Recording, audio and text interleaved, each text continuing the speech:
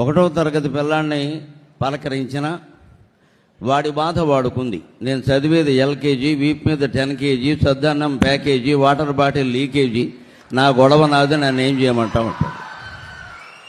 వాడి టెన్షన్, వాడి ఆందోళన వాడిది. సాయంత్రానికి హోంవర్క్ చెయ్యాలి వాడుకో ఇంత సిలబస్, ఎన్ని పుస్తకాలు.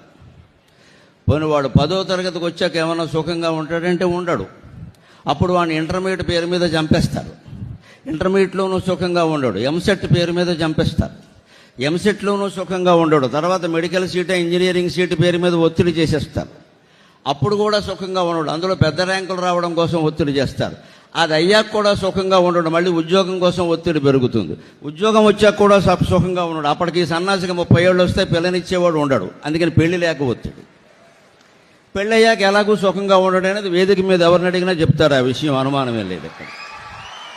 ఇంకా పాపం పెళ్లి కాని వాళ్ళు ఏమైనా ఆశపడుతున్నారేమో అని మమ్మల్ని ఎవరిని అడిగినా చెబుతాం. ఎవడూ సుఖంగా, ఆడా చెప్తారు, మగా చెప్తారు. ఇందులో ఎవరెవరిని బాధ పెట్టారో తెలియదు, కానీ మొత్తం మీద అంతే నడుస్తుంది. Download ShareChat.